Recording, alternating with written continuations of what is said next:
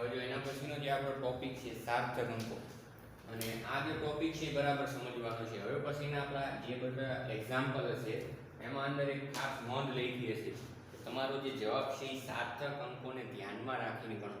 તો પહેલા તો પ્રશ્ન એ થાય કે સાર્થક અંકો છે એટલે શું, સાર્થક અંકો કોને કહેવાય, એની જરૂર ક્યાં પડે. તો ખાસ કરીને જ્યારે આપણે ભૌતિક વિજ્ઞાનમાં કોઈ પણ ભૌતિક રાશિનું માપન કરીશું, સમજજો એ માપન દર્શાવવા માટે આપણે અંકો લખીશું. જેમ કે હું લંબાઈ કહું, કોઈ પણ વસ્તુની લંબાઈ કહું તો તમે કહેશો 3 મીટર 4 મીટર. કોઈ પણ વસ્તુનું દળ કહેવામાં આવે તો કે 5 કિલોગ્રામ, 5.5 કિલોગ્રામ, લંબાઈ છે 3.5 સેન્ટીમીટર. આ રીતે તમે અંકોમાં દર્શાવો છો. હવે એ જે તમે મૂલ્ય દર્શાવો છો, એ માપન દર્શાવો છો, એ માપનમાં કેટલાક અંકો વિશે તમે ચોક્કસ હોય. સમજો તમે જે ભૌતિક રાશિનું માપન લખો છો અંકોમાં, એમાં કેટલાક અંકો છે એના વિશે તમે ચોક્કસ હોય, પરંતુ અમુક એના અંદર એવા અંકો રહેલા છે કે જે અવિશ્વસનીય હોય અને અચોક્કસ હોય. તો કોઈ પણ ભૌતિક રાશિ હોય એના માપનને દર્શાવતા અંકોમાં કેટલાક ચોક્કસ હોય, વિશ્વસનીય હોય, આ ઉપરાંતના કેટલાક અચોક્કસ, સમજો કેટલાક અચોક્કસ અને વિશ્વસનીય પરંતુ અવિશ્વસનીય પરંતુ અર્થપૂર્ણ અંકો સાથે લખાતી જે સંખ્યા હોય, તો એ સંખ્યાના જે અંકો હોય એને સાર્થક અંકો કહેવાય. એની આપણે પહેલા વ્યાખ્યા જોઈ. સાર્થક અંકો એટલે શું, તો કે જો કોઈ પણ ભૌતિક રાશિનું માપન દર્શાવતા અંકોમાં, સમજો ચોક્કસ અને વિશ્વસનીય અંકો ઉપરાંત પણ કોઈ અવિશ્વસનીય એટલે કે અનિશ્ચિત અને અચોક્કસ અંકોને શું કહેવામાં આવે છે, સાર્થક અંકો. જેમ કે હું એક લંબાઈ દર્શાવું, સમજો બરાબર, એકદમ સિમ્પલ છે. એક લંબાઈ છે હું દર્શાવું છું 2.850 સેન્ટીમીટર. મેં આ લંબાઈ દર્શાવી. લંબાઈ છે ભૌતિક રાશિ છે. ખાસ યાદ રાખજો, સાર્થક અંકો છે ભૌતિક રાશિમાં જ હોય. સામાન્ય રીતે મેથેમેટિકલમાં તમે સાર્થક અંકોને કહી ન શકો, કારણ કે સાર્થક અંકોનો કન્સેપ્ટ ક્યાં ઉપયોગમાં લેવાય, તો કે ફિઝિક્સમાં. અને એ ખાસ કરીને તમે જ્યારે ભૌતિક રાશિઓનું માપન દર્શાવો ત્યારે ખ્યાલ આવે છે કે નહીં. પછી તમે એમ ન કહેશો 100 રૂપિયા, તો 100 રૂપિયા એ કોઈ રૂપિયા પૈસા એ કોઈ ભૌતિક રાશિ નથી. ખ્યાલ આવે છે કે નહીં. તો અહીંયા જે છે આપણે એક લંબાઈ દર્શાવીને 2.850 સેન્ટીમીટર. એક બીજું મૂલ્ય દર્શાવું છું લંબાઈનું 4.70 સેન્ટીમીટર. આ બે વસ્તુ મેં દર્શાવી છે, સમજો બરાબર. હવે તમે શું કહેશો કે આ જે મૂલ્ય મેં દર્શાવ્યું છે એમાં તમે આટલા અંકો વિશે ચોક્કસ જોજો. આ 3 અંક કયા કયા, તો કે 2, 8 અને 5 આ ચોક્કસ અંકો કહેવાય. ખ્યાલ આવે છે કે નહીં. એ જ રીતે 4 અને 7 એ ચોક્કસ અંકો છે. કહેવાનો મતલબ કે જે માપન દર્શાવવા માટે ખાસ જરૂરી છે, કહેવાનો મતલબ. પરંતુ જ્યાં છેલ્લે જે અંક આવે છે, અહીંયા 0 છે ને અહીંયા આપણે 0 લીધેલ છે, એ છેલ્લો અંક છે એ અચોક્કસ છે. ખ્યાલ આવે છે કે નહીં. એ અચોક્કસ છે સાચું, પણ એનું અહીંયા અર્થપૂર્ણ મહત્વ છે. ખ્યાલ આવે છે. એટલા માટે આ જે આપણે સંખ્યા દર્શાવી, સમજો આ માપન મૂલ્ય જે આપણે દર્શાવ્યું એમાં 4 સાર્થક અંકો છે અને આમાં 3 સાર્થક અંકો છે. આમાં 3 સાર્થક અંક એટલે કયા, તો કે 4, પછી આ 7 અને આ 0. 0 વિશે તમે ચોક્કસ નથી મિત્રો. ખ્યાલ આવે છે કે નહીં. માની લો કે એક ઉદાહરણ આપું કે અહીં 0 ન હોય અને અહીંયા 1 હોય. એક ઉદાહરણ તરીકે અહીંયા 0 નથી હું કહેતો અને હું અહીંયા 1 આપું છું. 4.71 સેન્ટીમીટર કોઈ વસ્તુ છે એની લંબાઈ છે. તો તમે જુઓ કે તમે આ 4 અને 7 વિશે ચોક્કસ છો કે એ તો અંદર આવે. ખ્યાલ આવે છે કે નહીં.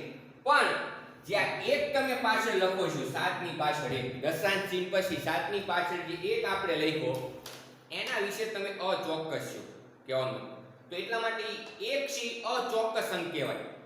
પણ જ્યારે સાર્થક અંકોની વાત આવે ત્યારે 4.71 માં આ એકને તમારે ગણવો પડે અને તો જ માપનમાં સચોટતા આવે. શું આવે મિત્રો?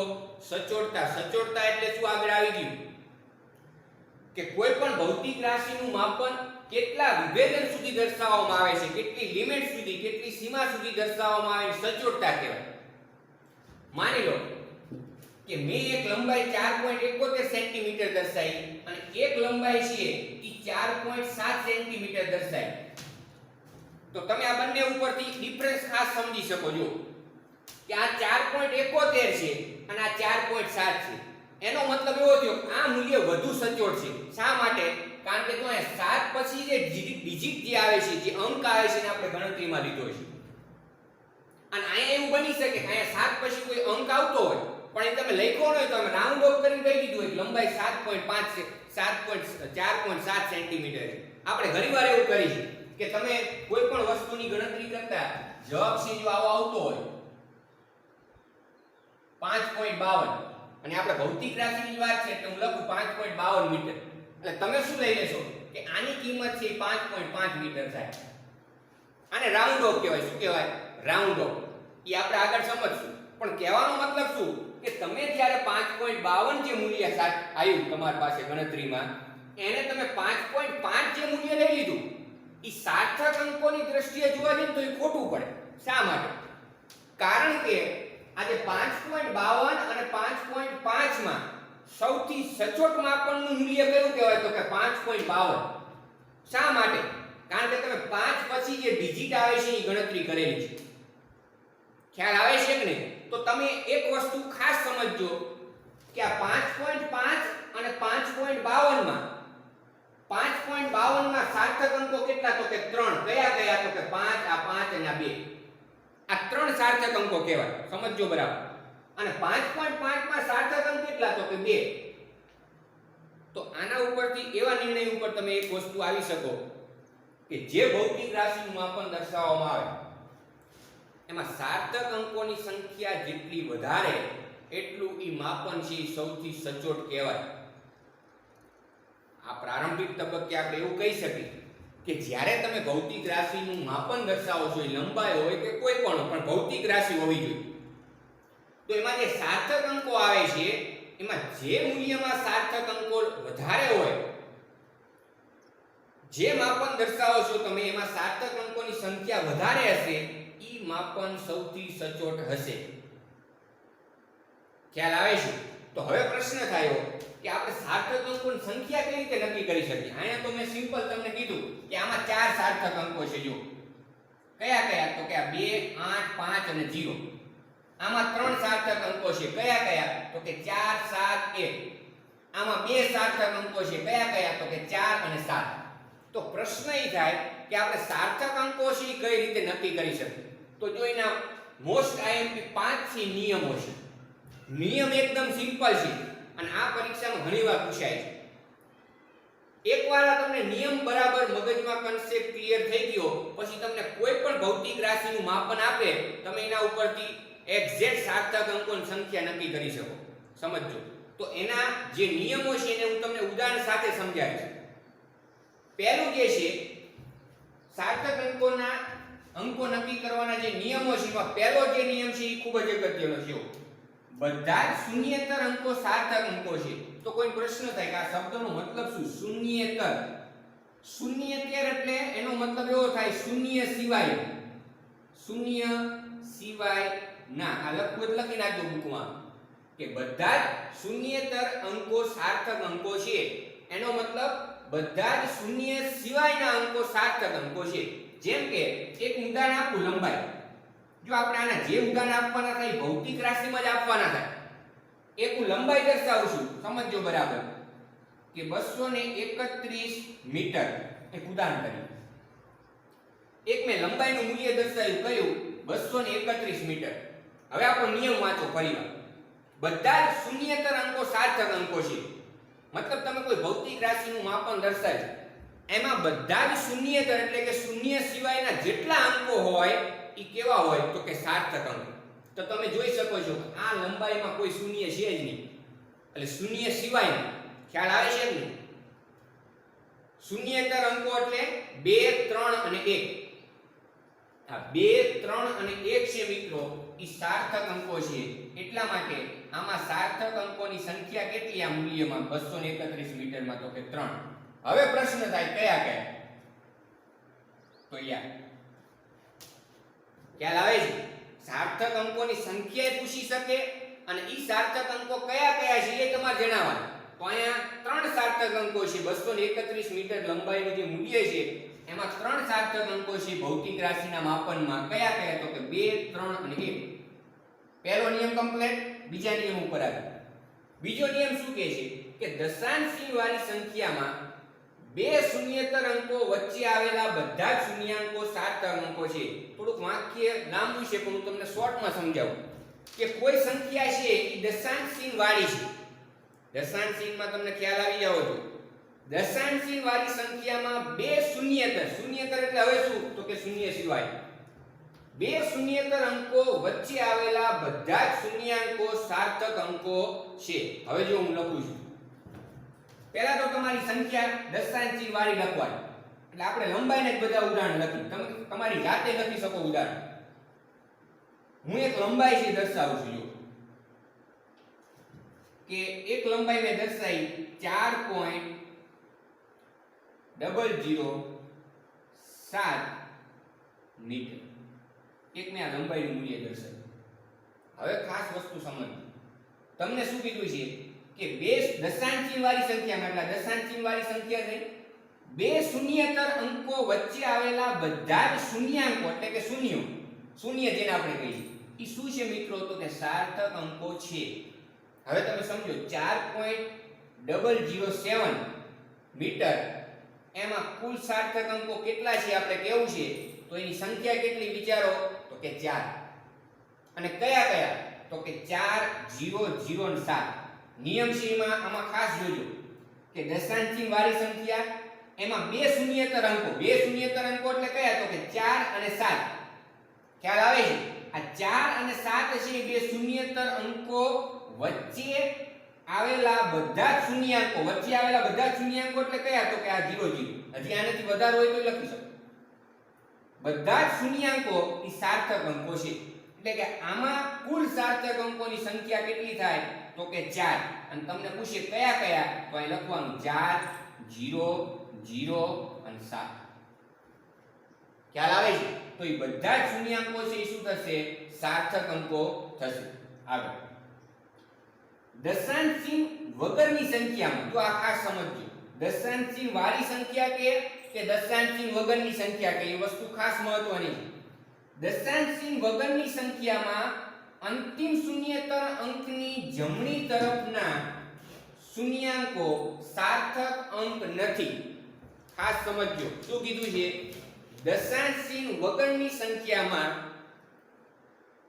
અંતિમ શૂન્યેતર અંકની જમણી તરફના શૂન્યાંકો સાર્થક અંકો નથી. જેમ કે જો હું આ એક ઉદાહરણ લખું છું સિમ્પલ કે L બરાબર, આપણે બધા લંબાઈના ઉદાહરણ લઈએ એટલે કોઈ પ્રશ્ન ન થાય, તમે ગમે એ લઈ શકો પણ ભૌતિક રાશિ હોય છે.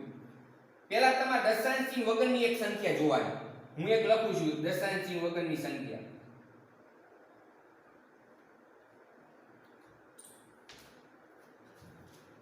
ખ્યાલ આવે છે? 12300 સેન્ટીમીટર. એટલે દશાંશ ચિહ્ન વગરની સંખ્યા થઈ. અંતિમ શૂન્યેતર અંકની જમણી તરફના, તમે આમાં જો અંતિમ શૂન્યેતર અંક કયો? તો કે આ 3. આ 3 છે એ શું કહેવાય? અંતિમ શૂન્યેતર અંક. તો એ કોઈ પ્રશ્ન થાય પ્રથમ શૂન્યેતર અંક કયો? તો કે આ એકને શું કહેવાય? તો કે પ્રથમ શૂન્યેતર અંક. અંતિમ શૂન્યેતર અંક એટલે કયો? તો કે 3. ઈ અંતિમ શૂન્યેતર અંકની કઈ તરફના? તો કે જમણી તરફના. એટલે આ જે 3 છે એની જમણી તરફ એટલે આ થયા આ બંને 0 છે. ખ્યાલ આવે છે કે નહીં? 3 ની જમણી તરફ કીધું છે એટલે 3 ની જમણી તરફ એટલે શું થયું? આ જમણી તરફ. અને જમણી તરફના શૂન્યાંકો સાર્થક અંક નથી. એટલા માટે તમે જુઓ કે આ 0, 0 છે ને તમે સાર્થક અંકો ગણી શકો નહીં. તો આ જે મેં માપન દર્શાવ્યું એમાં સાર્થક અંકોની સંખ્યા કેટલી મિત્રો? તો કે 3. અને કયા કયા? તો કે 1, 2 અને 3. જો આ ભૂલ ન થવી જોઈએ. કોઈ માની લો કે આ સંખ્યા સીધી 12 છે કે 12300, સમજજો બરાબર. 12300 જે ડાયરેક્ટ આંકડો 12 છે એમાં કઈ દે છે સાર્થક અંકોની સંખ્યા 5. એટલે ત્યાંથી દાખલો ખોટો. નિયમ ખાસ સમજવાનો કે તમને જે મૂલ્ય આપેલું છે એમાં કયો નિયમ એપ્લાય થાય છે. હું આજે લંબાઈ મેં અહીં લખી કે L બરાબર 12300 સેન્ટીમીટર મેં આ મૂલ્ય લખ્યું. હવે આમાં જોવાનું આમાંથી કયો નિયમ એપ્લાય થાય છે. અત્યારે આપણે ત્રણ જ જોયા છે તેના ઉપર ધ્યાન આપો. પહેલો નિયમ શું છે કે બધા શૂન્યેતર અંકો સાર્થક અંકો છે. સમજજો બરાબર. બધા જ શૂન્યેતર અંકો સાર્થક અંકો છે. તો એનેથી મતલબ એવો થયો કે શૂન્ય સિવાયના જે અંકો છે એ સાર્થક અંકો થાય, શૂન્યો છે એ સાર્થક અંકો થાય નહીં. પછી આ દશાંશ ચિહ્ન વગરની સંખ્યા છે એટલે આ નિયમ તો જોવાની જરૂર જ નથી. બીજો નિયમ ડાયરેક્ટ અહીંયા આવશે કે દશાંશ ચિહ્ન વગરની સંખ્યામાં અંતિમ શૂન્યેતર અંકની જમણી તરફના અંતિમ શૂન્યેતર અંક એટલે હવે શું થયો 3. ઈ 3 છે એ અંતિમ શૂન્યેતર અંક છે. ઈ અંતિમ શૂન્યેતર અંકની જમણી તરફના જે શૂન્યાંકો હોય ઈ સાર્થક અંકો નથી. ખ્યાલ આવે છે? એટલા માટે આમાં સાર્થક અંકોની સંખ્યા થાય 3 અને તમને પૂછે કયા કયા તો કે 1 2 અને 3. આ 1 2 અને 3 આ 3 છે એમાં સાર્થક અંકો થાય. એના પછીનો નિયમ જોઈએ. જો ચોથો જે નિયમ છે એમાં એવું કહે છે કે જો સંખ્યા 1 કરતા નાની હોય, સમજજો, જો સંખ્યા 1 કરતા નાની હોય એટલે એનો મતલબ એવો થયો કે સંખ્યા દશાંશ ચિહ્ન વાળી હોય. 1 કરતા નાની એટલે હું એમ કહું 0.5, હું એમ કહું 0.5 તો સ્વાભાવિક છે કે સંખ્યા 1 કરતા નાની થઈ. અને 1 કરતા નાની તમે કોઈ સંખ્યા લખો છો એટલે એમાં ફરજિયાત દશાંશ ચિહ્ન લખવું જ પડે. એ આપણને જનરલ ખ્યાલ હોવો જોઈએ. જો સંખ્યા 1 કરતા નાની હોય તો દશાંશ ચિહ્નની જમણી તરફના, સમજજો, દશાંશ ચિહ્નની જમણી તરફના પરંતુ પ્રથમ શૂન્યેતર અંકની ડાબી તરફના શૂન્યાંકો સાર્થક અંક નથી. વાક્ય કરતા હું તમને એક્ઝામ્પલ આપું ને એના ઉપરથી તમને તરત જ ખ્યાલ આવી જશે. જો એક હું લંબાઈ દર્શાવું છું 0.00323.5 સેન્ટીમીટર. એક મેં આ લંબાઈ દર્શાવી, સોરી મીટર લખી. એક મેં લંબાઈ છે આ દર્શાવી છે. હવે નિયમ છે સાથે સાથે હું જોતો જઈશ. જો પહેલા શું કીધું છે કે સંખ્યા 1 કરતા કેવી હોવી જોઈએ? નાની. તો અહીં જો સંખ્યા 1 કરતા નાની છે અને મેં હમણાં જ કીધું ને કે સંખ્યા 1 કરતા નાની હોય એટલે એનો મતલબ શું થયો કે સંખ્યા દશાંશ ચિહ્ન વાળી હોય. એટલે એ પછી વિચારવાનું થતું જ નથી દશાંશ ચિહ્ન વગરની દશાંશ ચિહ્ન વાળી. 1 કરતા નાની કે એટલે દશાંશ ચિહ્ન વાળી હોય અને 1 કરતા મોટી કે તો એમાં દશાંશ ચિહ્ન વાળી સંખ્યા આવે કે 1.223. ખ્યાલ આવે છે કે નહીં? તો જો સંખ્યા 1 કરતા નાની હોય એટલે કે સંખ્યા 1 કરતા નાની છે. પછી આગળ દશાંશ ચિહ્નની જમણી તરફના, દશાંશ ચિહ્ન ક્યાં છે તો કે અહીંયા જો આ દશાંશ ચિહ્ન, દશાંશ ચિહ્ન છે એની જમણી તરફ. એટલે જમણી તરફ એટલે આ દશાંશ ચિહ્નની જમણી તરફ એટલે આ તરફ થયું જમણી તરફ. ડાબી તરફ કે તો આ તરફ. દશાંશ ચિહ્નની જમણી તરફના પરંતુ આ ખાસ મહત્વનું છે. દશાંશ ચિહ્નની જમણી તરફ આવી ગયા પરંતુ પ્રથમ શૂન્યેતર અંકની ડાબી તરફના. હવે પાછું લાવો. દશાંશ ચિહ્નની જમણી તરફ આવી ગયા. હવે એમાં જોવાનું જમણી તરફ આવતા આવતા પ્રથમ શૂન્યેતર અંક કયો આવે છે? તો તમે જુઓ કે આ બાજુ તમે જશો દશાંશ ચિહ્ન પછી આ બાજુ ચાલશો એટલે પહેલા બે 0 0 આવે છે. પણ આપણે શું કીધું છે? શૂન્યેતર એટલે કે શૂન્ય સિવાયના, શૂન્ય નહીં ગણવાનું. તો શૂન્ય સિવાયનો પ્રથમ શૂન્યેતર અંક કયો તો કે 2. પ્રથમ શૂન્યેતર અંક કયો થશે મિત્રો? તો કે 2. ઈ પ્રથમ શૂન્યેતર અંકની ડાબી તરફના, આ પ્રથમ શૂન્યેતર અંકની કઈ તરફ? તો કે ડાબી તરફ. ડાબી તરફ. પ્રથમ શૂન્યેતર અંકની ડાબી તરફના અંકો સાર્થક અંકો નથી. ખબર પડે છે કે નહીં? અથવા તો અહીંયા શૂન્યાંકો કહી શકાય. શૂન્યાંકો સાર્થક અંકો નથી. એમ જ કેવું પડે, અંકો નહીં પણ આ શબ્દ આવશે શૂન્યાંક. તો પ્રથમ શૂન્યેતર અંક એટલે કે 2 એની ડાબી તરફના શૂન્યાંકો એટલે આ થયા બધા. જો એની ડાબી તરફના જે શૂન્યાંકો છે એટલે કે આ 3 શૂન્યો આ બધાય આવે ડાબી તરફ. ખ્યાલ આવે છે કે નહીં? તો આ 3 છે એ સાર્થક અંકો નથી. તો સાર્થક અંકો કયા કયા થયા? તો કે 4. કયા કયા? તો કે 2 3 0 અને 5. આ જે છે એમાં સાર્થક અંકોની સંખ્યા કેટલી થાય મિત્રો? તો કે 4. કઈ કઈ? તો કે આ 2 3 0 અને 5 અહીંયાથી હોશિયાર વિદ્યાર્થીઓને એક પ્રશ્ન થાય કયો કે સાહેબ અહીંયા જે 2 છે એના પછી એક 0 આવે છે તો નિયમ તો એવું કહે છે કે ડાબી તરફના શૂન્યાંકો સાર્થક અંકો નથી તો ઈ શૂન્ય સાર્થક અંક કઈ રીતે કહેવાય સમજજો બરાબર આ પ્રશ્ન છે એ ખૂબ મહત્વનો છે હમણાં આપણે કીધું કે શૂન્યાંકો છે સાર્થક અંકો નથી પણ ઈ પ્રથમ શૂન્યેતર અંકની ડાબી તરફના શૂન્યાંકો જમણી તરફના શૂન્યાંકો સાર્થક અંકો હોય ખ્યાલ આવે છે કે નહીં જમણી તરફના જે શૂન્યાંકો હોય ઈ સાર્થક અંકો હશે આ ખાસ વસ્તુ ધ્યાન રાખવાની જો આપણે જે હમણાં જ વાત કરી કે જો સંખ્યા 1 કરતા નાની છે એટલે 1 કરતા નાની સંખ્યા એમાં દશાંશ ચિહ્નની જમણી તરફ એટલે આપણે દશાંશ ચિહ્નની જમણી તરફ ગયા એમાં પાછો પ્રથમ શૂન્યેતર અંક એટલે આ 2 હવે એની ડાબી તરફ પ્રથમ શૂન્યેતર અંકની ડાબી તરફ એટલે આ બાજુ જેટલા શૂન્યાંકો હોય સાર્થક અંકો નથી સિમ્પલ તો ડાબી તરફના શૂન્યાંકો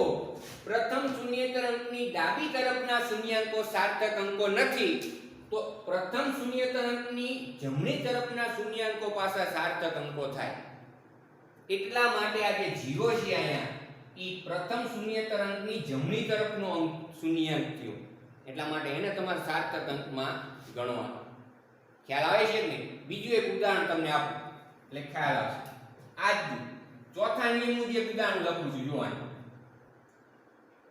કે 2 પોઈન્ટ સમજો 0.00300 આવું જે ઉદાહરણ આપે ને તો તમે કન્ફ્યુઝ થશો જો મેં આવું એક ઉદાહરણ આપ્યું એટલે તો તમને કન્ફ્યુઝન થાય પણ નિયમ તમને બરાબર ખ્યાલ હોય એટલે તમે તરત જ કહી શકો જો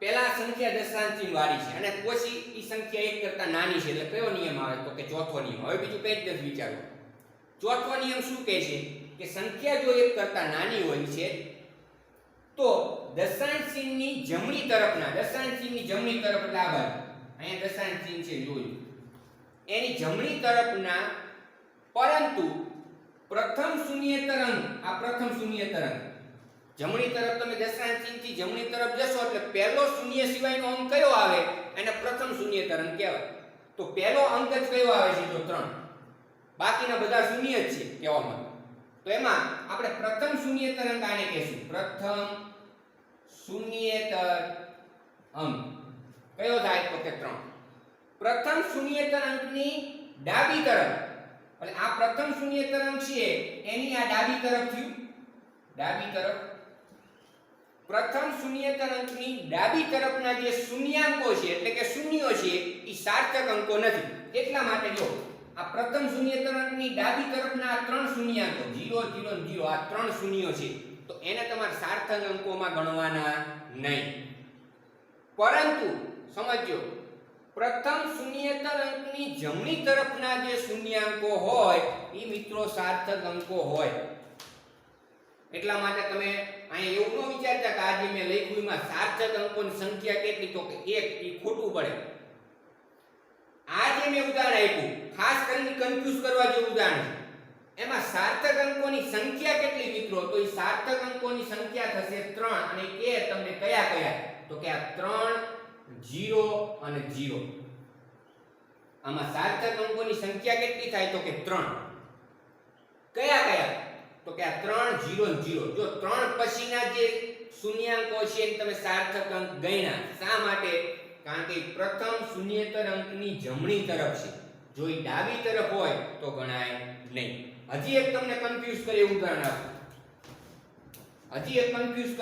આપું જો 0.0004 મીટર ચાલો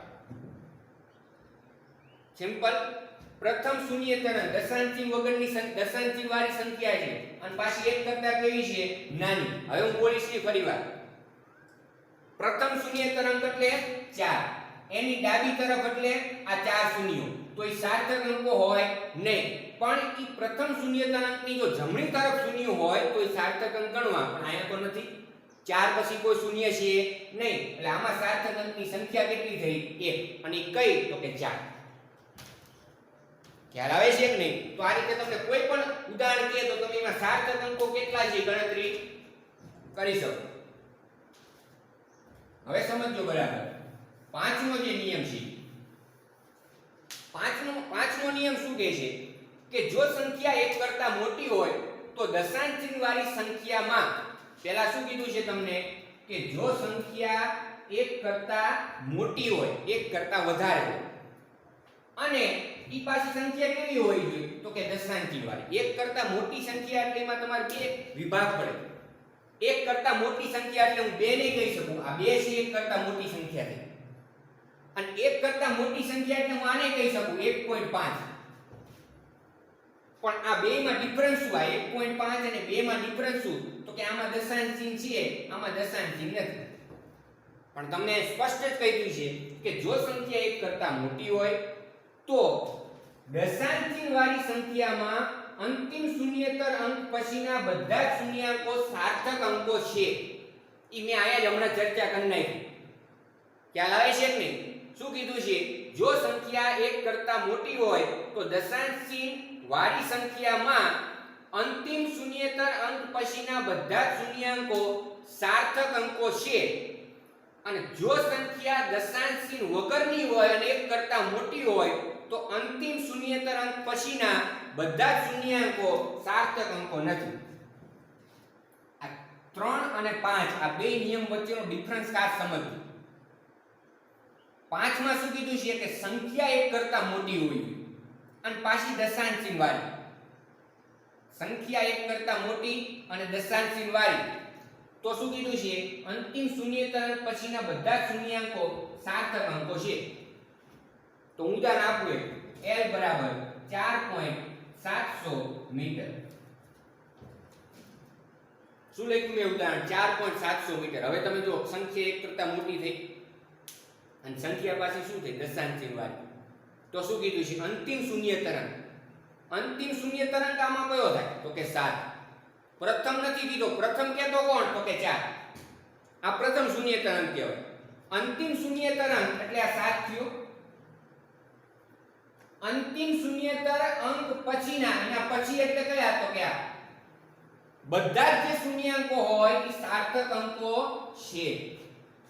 એટલા માટે તમે જુઓ કે 4.700 મીટર જે લંબાઈ થઈ એમાં સાર્થક અંકોની સંખ્યા કેટલી મિત્રો? તો કે 4. અને તમને પૂછી કયા કયા સાર્થક અંકો છે તો ડાયરેક્ટ લખવાનું 4 7 0 0. આ 4 છે મિત્રો શું થાય? સાર્થક અંક થશે. ખ્યાલ આવે છે કે નહીં? પણ માની લો કે આ જે ઉદાહરણ છે એમાં હું આ રીતે દર્શાવું L બરાબર 4.007 મીટર. તો આમાં સાર્થક અંકોની સંખ્યા 4 જ થાય. પણ નિયમ કંઈક અલગ આવશે. નિયમ કયો આવે? તો કે બે શૂન્યેતર અંક વચ્ચે આવતા બધા શૂન્યાંકો સાર્થક અંકો હોય. નિયમ નંબર 2. નિયમ નંબર 2 જોઈને ઉદાહરણ 4.007. તો આમાં નિયમ જ ખાલી અલગ આવે કે બે શૂન્યેતર અંક વચ્ચેના બધા જ શૂન્યાંકો સાર્થક અંકો છે. અહીંયા 4.700 મીટર મેં લખ્યા 4.700 મીટર. તો એમાં નિયમ કયો આવે કે જો સંખ્યા એક કરતા મોટી અને પાછી શું છે કે દશાંશ ચિહ્ન વાળી. ખ્યાલ આવે છે કે નહીં? તો અંતિમ શૂન્યેતર અંક પછીના શૂન્યાંકો સાર્થક અંકો છે. પણ આમાં જ જો મિત્રો હું આ રીતે લખી નાખું કે L બરાબર, જો આ ઉદાહરણ ખાસ સમજજો, L બરાબર 700 મીટર, 4700 મીટર, તો સાર્થક અંકોની સંખ્યા કેટલી? તો કે 2. શા માટે? સમજો. L બરાબર 4700 મીટર તો એમાં જો એ સંખ્યા એક કરતા મોટી છે તો કે હા, દશાંશ ચિહ્ન વાળી છે તો કે ના, દશાંશ ચિહ્ન વગરની છે. દશાંશ ચિહ્ન વગરની હોય એટલે નિયમ નંબર 3 કે દશાંશ ચિહ્ન વગરની સંખ્યામાં અંતિમ શૂન્યેતર અંક એટલે 7 ની જમણી તરફના શૂન્યાંકો સાર્થક અંકો નથી. એટલે જમણી તરફના એટલે આ બે જે શૂન્યો છે તમારે સાર્થક અંકો ગણવાના નહીં. તો આ ઉદાહરણમાં સાર્થક અંકો કેટલા થાય? તો કે 2. કયા કયા? તો કે 4 અને 7. તમે બે નિયમો છેના વચ્ચેનો ડિફરન્સ ખાસ સમજજો. આપણે એક જ નિયમ ઉપરથી ત્રણ અલગ અલગ રીતે રીતે તમને સમજાવ્યું કે ક્યારે સાર્થક અંકોમાં જે શૂન્યો હોય છે એ ગણવાના અને ક્યારે નહીં ગણવાના. આની તમે વધારે જાતે પ્રેક્ટિસ કરશો એટલે તમને ખ્યાલ આવશે. અને છેલ્લે એ નિયમ નથી પણ નિયમ કરતાં મહત્વનું છે. એને મેં આઈએમપી નોટ તરીકે લખ્યું છે. જો શું કહે છે કે કોઈ પણ માપનને જુદા જુદા એકમોમાં પરિવર્તિત કરવાથી સાર્થક અંકોની સંખ્યા બદલાતી નથી. મોસ્ટ આઈએમપી સેન્ટેન્સ છે. નિયમ ભલે એના 5 હોય, એ 5 કરતાં આ વસ્તુ મહત્વની છે. તમને શું કીધું છે કે કોઈ માપનને જુદા જુદા એકમોમાં પરિવર્તિત કરવાથી સાર્થક અંકોની સંખ્યા બદલાતી નથી. ઉદાહરણ આપું એટલે ખાસ ખ્યાલ આવશે. જો માની લો કે એક લંબાઈ કહું, એક લંબાઈ છે એ 1 મીટર છે, સોરી 12 મીટર છે. ઉદાહરણ લંબાઈ કેટલી છે? 12 મીટર. હવે 12 મીટર છે એટલે એમાં લંબાઈનો એકમ કયો થયો? મીટર. ઈ એકમને હું સેન્ટીમીટરમાં કન્વર્ટ કરું છું. 1 મીટર એટલે 100 સેન્ટીમીટર. તો આ જ લંબાઈને હું સેન્ટીમીટરમાં કન્વર્ટ કરું, L બરાબર તો કે 1200 સેન્ટીમીટર થાય. ખ્યાલ આવે છે કે આપણે અહીંયા શું કર્યું કે આ મીટર છે એને શેમાં કન્વર્ટ કર્યા? તો કે સેન્ટીમીટર. હવે નોટ છે એ શું કહે છે?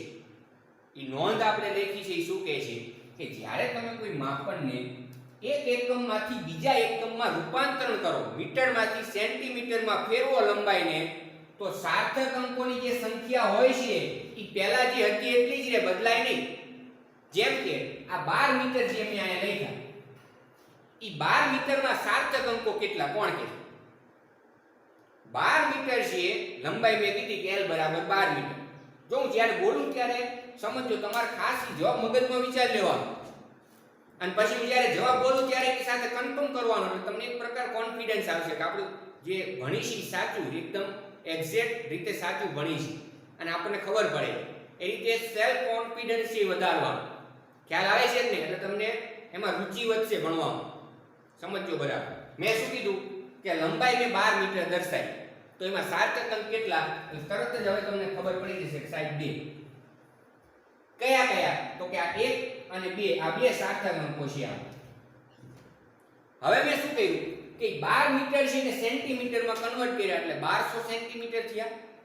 તો એ 1200 સેન્ટીમીટર જે અહીંયા લખ્યા એમાં સાર્થક અંકો કેટલા? તો કે 2. કયા કયા? તો કે 1 અને 2.